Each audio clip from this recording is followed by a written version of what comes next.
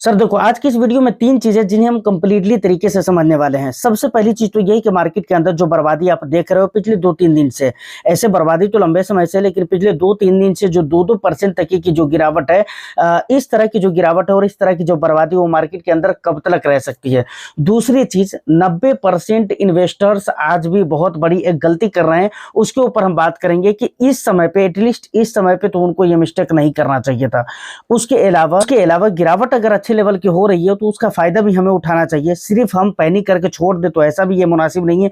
तो कैसे उठा सकते हैं, इन तमाम 3 मुद्दों पर हम बात करने वाले हैं। तो वीडियो ओवरऑल बहुत इन्फॉर्मेटिव होगी। बस एक लाइक कर दीजिए, शेयर कर दीजिए। चैनल को अगर अभी तक आपने सब्सक्राइब नहीं किया है तो जरूर कर लीजिए, क्योंकि आपको पता है कि भाई इस तरह की इंटरेस्टिंग कंटेंट मैं आपके लिए लेकर आता रहता हूं। देखिए, सबसे पहली चीज अगर आप देखोगे सर कि ये बदहाली कब तक चलेगी, इस तरह की बर्बादी कब तक मार्केट के अंदर चलती रहेगी, तो इसको समझने से पहले आपको कुछ चीजें हैं जिसको समझना पड़ेगा। सबसे पहले हम चलते एक्सटर्नल रीजन जो क्या है मार्केट के लिए, उसको सबसे पहले समझ लेते हैं। तो वहां पर हम कहना चाहेंगे कि भाई 2 देश, हिस्ट्री जब लिखी जाएगी ना तो 2 देशों का नाम आएगा। सबसे पहले नंबर पे अमेरिका और दूसरे नंबर पे आएगा नाम तो इसका इजराइल का नाम। समझ रहे हैं, ये 2 ऐसे देश हैं जिनको वार करने की कोई जरूरत नहीं थी वार करने की। जबरदस्ती पूरे मिडिल ईस्ट को वार के अंदर ढकेला गया है और जबरदस्ती पूरे मिडिल ईस्ट की हालत खराब की गई है। और ओवरऑल जो मार्केट हमारी आज खराब दिख रही है वो उसी की वजह से दिख रही है। और एक बात और भी आपको याद रखना चाहिए, आपको पता होगा और इस बात का अंदाजा हर किसी को होगा, अगर वो पिछले 1 महीने से भी, 6 महीने से भी, 4 महीने से भी मार्केट के अंदर है तो उसको इस बात का अंदाजा हो चुका होगा कि भाई सिर्फ हमारे भारत के मार्केट का हाल ये नहीं है, बल्कि पूरे मिडिल ईस्ट के जो भी मार्केट है उनके हाल यही है और उनकी इकोनॉमी का यही हाल है कि भाई पूरा बैंड बजा पड़ा है। ठीक है ना। और इन 2 लोगों ने, यानी डोनाल्ड ट्रंप ने और नेतन्याहू ने, इन 2 लोगों ने पूरी दुनिया को क्रैशेस की तरफ खींच कर ले जा रहा है, अपने पैर पे कुल्हाड़ी मारना कहते हैं ना। वही देखिए, ईरान के ऊपर हमला कर दिया, खैमनेई साहब को इन लोगों ने शहीद कर दिया। लेकिन अब सोच कर देखें कि भाई उसकी हालत खुद क्या हुई पड़ी है, इसराइल की हालत आज क्या होकर रखी हुई है। अमेरिका अब सीज फायर करने को तैयार है, लेकिन ईरान अब सुनने को तैयार नहीं है, सीधा कह रहा है गेट आउट, मैं अब कोई किसी तरह का सीज फायर करना ही नहीं चाहता हूं। तो सोचिए आज उसकी हालत क्या हुई। तो कहने का मतलब है कि दोनों इकोनॉमी को नुकसान हो रहा है और साथ में जो अदर इकोनॉमीज हैं, अदर देश की इकोनॉमीज हैं, उनको भी नुकसान हो रही है। तो इससे फायदा कुछ नहीं हुआ, ओवरऑल जो हो रहा है वो पूरा नुकसान हो रहा है। और एक चीज और भी मैं आपको बताना चाहूंगा कि ये मार्केट के अंदर जो बर्बादी है ना, ये अभी और भी ज्यादा होगी, क्योंकि आपको पता होना चाहिए स्टेट ऑफ हॉर्मोस जिसे हम कहते हैं ना।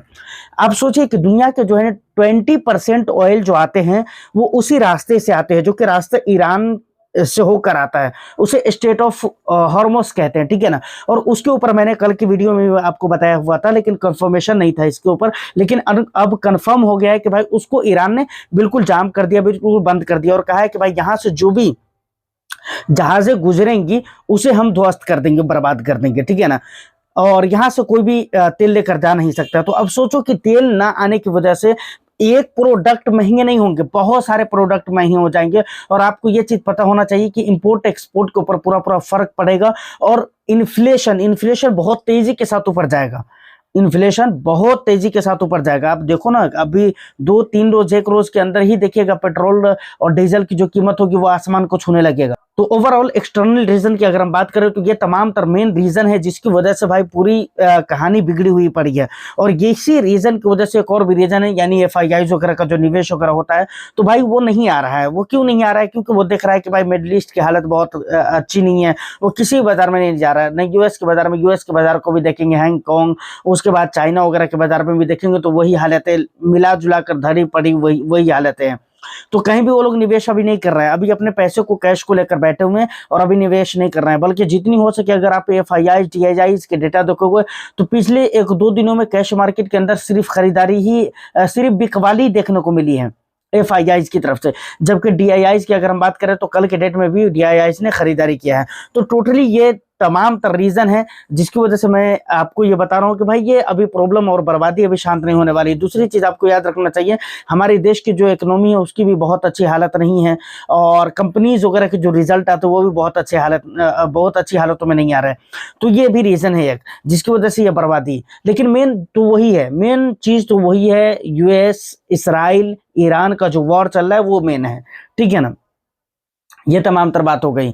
अब देखिए 90% लोग किस गलती को कर रहे हैं आज के डेट में, बहुत सारे लोगों को परसेंटेज वाइज जब गिरावट नजर आ रही है तो बहुत सारे लोग क्या कर रहे हैं ना, बहुत सारा पैसा अपना स्मॉल कैप में डाल रहे हैं। भाई सबसे पहले चीज तो आपको समझना चाहिए कि आप निवेश कितने सालों के लिए कर रहे हो, और स्मॉल कैप और मिड कैप के पिछले 1 साल 1 ईयर और 1 ईयर प्लस के जो डेटा है उस टाइम फ्रेम पर जब आप देखोगे तो 1 ईयर 2 ईयर्स में लगभग 2 ईयर्स भी मान लीजिए कि भाई इसमें कोई रिटर्न CAGR के तौर पे स्मॉल कैप और मिड कैप के अंदर मिला नहीं है, ठीक है ना। पिछले 3 महीने 6 महीने 8 महीने का रिजल्ट अगर अब देखोगे, 8 महीने 6 महीने का रिजल्ट 6 महीने 5 महीने में, तो वहां पर कुछ रिजल्ट नजर आता है, रिटर्न्स नजर आता है। लेकिन 1 साल और 2 साल के टाइम फ्रेम पर देखोगे तो कुछ भी रिटर्न्स नजर नहीं आ रहा है। लेकिन उसके बावजूद परसेंटेज वाइज यहाँ पर गिरावट अच्छी नजर आ रही है। तो बहुत सारे लोग ये गलती कर रहे हैं कि भाई अभी भी वो अपने पैसे को स्मॉल कैप के अंदर डाल रहे हैं, मिड कैप के अंदर डाल रहे हैं, जबकि मैं आपको बराबर बोलता हूं कि नहीं, इस समय पे कोशिश कीजिए कि आप अपनी पोर्टफोलियो को डाइवर्सिफाइड रखिए और 6 महीने साल भर 2 साल के लिए आप फ्लेक्सी कैप और मल्टी कैप स्ट्रेटेजी को आप जरूर अपनाइए। मतलब फ्लेक्सी कैप वगैरह में जो फ्लेक्सिबिलिटी रहती है फंड मैनेजर की, उसके बाद जो ज्यादातर पैसे लार्ज कैप में रहते हैं, उसके अलावा मल्टी कैप की अगर मैं बात करूँ 25-25 का जो मामला रहता है, तो इन चीजों को देखते हुए ना मुझे लगता है कि मल्टी कैप फ्लेक्सी कैप में इस टाइम पे आपको शिफ्ट होने की जरूरत है, ठीक है, और होना चाहिए।